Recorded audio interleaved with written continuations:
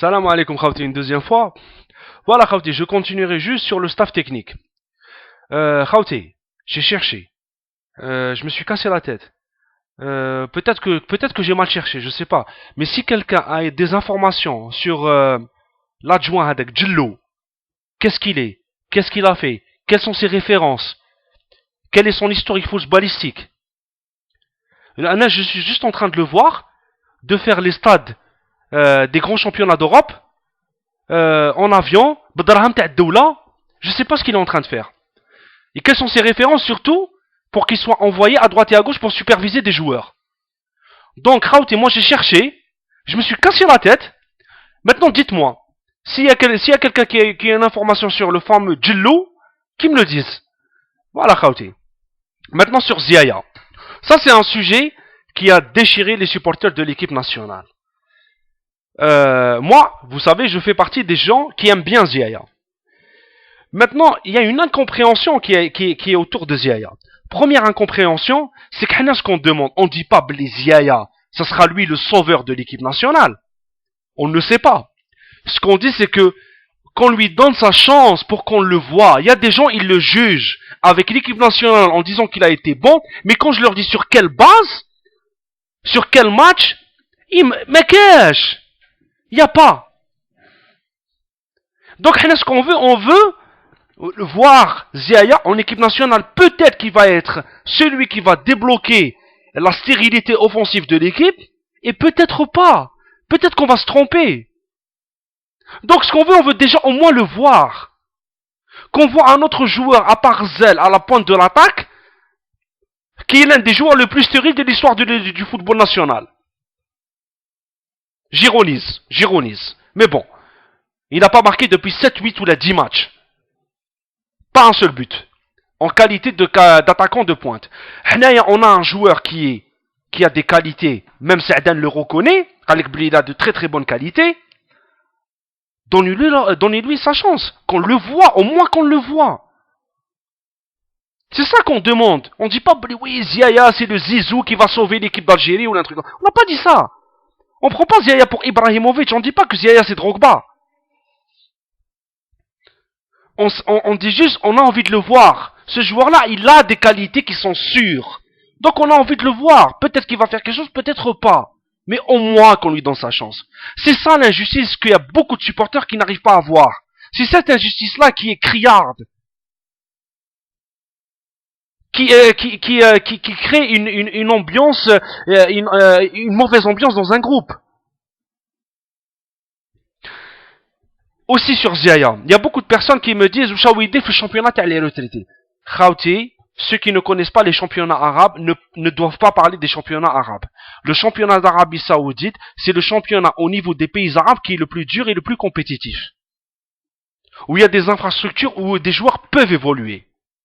Je ne dis pas aussi que c'est la Liga ou le Calcio ou la Première Ligue. On n'a pas dit ça. Parce que des gens, des fois, ils nous font... Non, on n'a pas dit ça.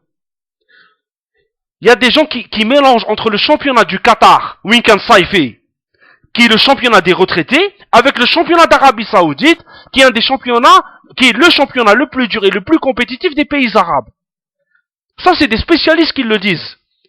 C'est pas Vive l'Algérie 82. Donc il n'évolue pas dans un championnat, comme certains disent, excuse-moi du terme, dans un championnat de merde. Il évolue dans un championnat qui est assez bon.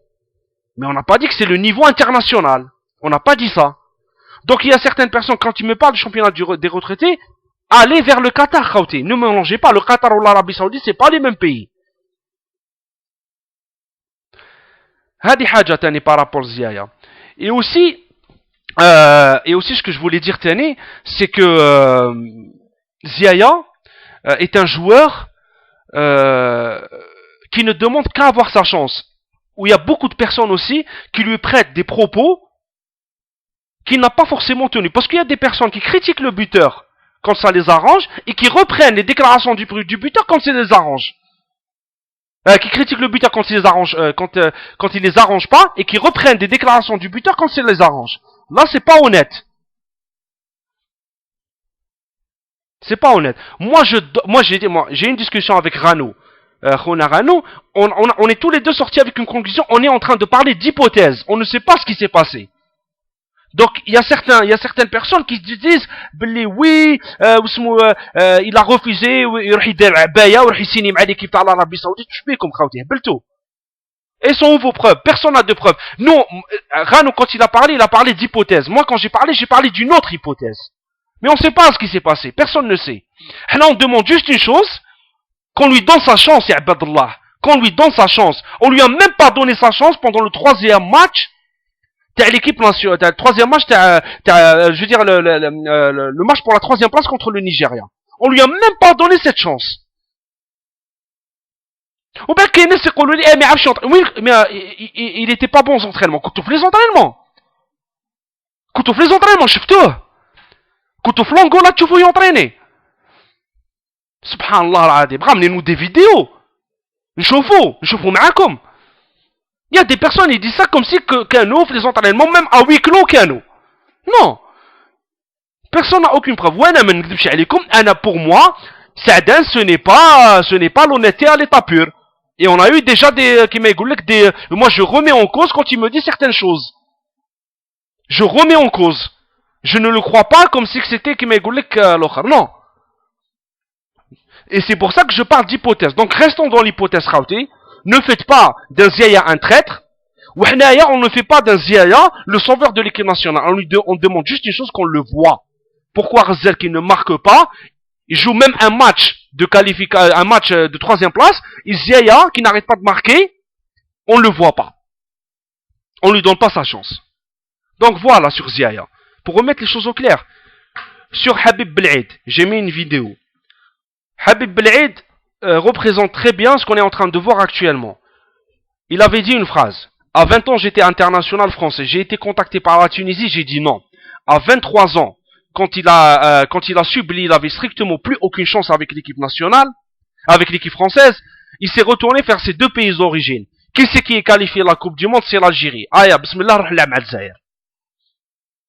Deux choses. Si on continue dans c'est pour ça que j'ai dit que les mentalités doivent changer, qu'on doit tout axer sur la formation. Si on continue comme ça, on aura toujours des joueurs opportunistes qui vont venir jouer pour l'équipe nationale. Peu importe leur niveau. Je veux dire, peu importe ce qu'ils peuvent apporter, astaghfirullah. Parce qu'il y a quand même, subhanallah, il y a un certain amour par rapport au maillot. Et moi, quand j'ai vu son intervention, j'ai été choqué, comme je pense 95% des gens qui ont écouté son intervention. Étant donné qu'on parle plus de l'Algérie, je choisis l'Algérie. Alors si autant donné on parlait plus de la Tunisie, eh ben t'aurais choisi la Tunisie. Et si la France t'aurait appelé, l'Algérie ou la Tunisie, coup de pied. Et premièrement, on prendra toujours des joueurs opportunistes, et deuxièmement, on prendra toujours des joueurs moyens qui n'auront pas passé un cap. La France, elle dit non à ces joueurs-là, et là on leur dit oui. Moi, je le dis de manière franche et directe. Moi, mon pays, l'Algérie, je sais que c'est une grande nation de football. C'est une grande nation de football. S'il n'y avait pas tous ces profiteurs autour de notre football national. Moi, quand j'ai envie de voir l'Algérie jouer en Coupe du Monde, deuxième tour. L'Algérie a les capacités pour gagner des Coupes d'Afrique. L'Égypte, le Cameroun, le Côte d'Ivoire, au niveau du talent pur. C'est pour ça que moi je vois plus loin. C'est ça les gens qui n'arrivent pas à comprendre. Il faut voir plus loin. Il y en a marre des entraîneurs qui disent moi je passe au premier tour, là juste je me qualifie. Moi la Coupe d'Afrique j'ai envie de la gagner. Et à chaque fois que l'Algérie joue j'ai envie de la gagner parce qu'on a un potentiel.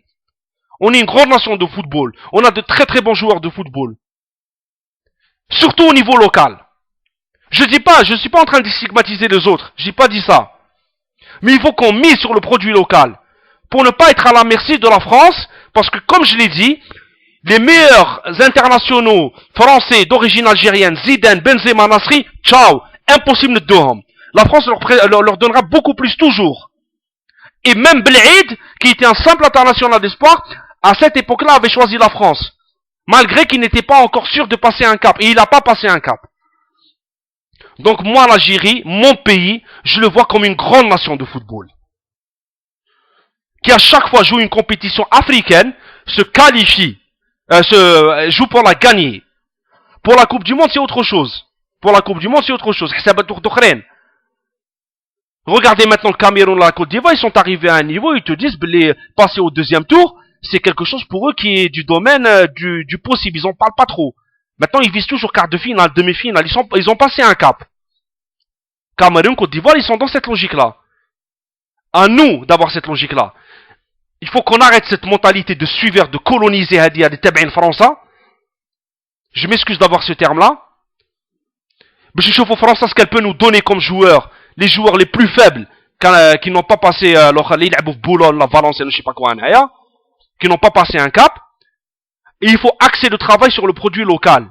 Il faut axer le travail sur la formation. Il faut axer le travail sur ça. Sinon, on sera toujours un pays de football moyen avec des joueurs moyens. Voilà. Et je le dis parce que j'aime mon pays. Et tout ce que j'ai dit, c'est par rapport parce que j'aime mon pays. Voilà. Qu'on se mette bien d'accord. Salam alaikum, khabti, 1, 2, 3, vive l'Algérie.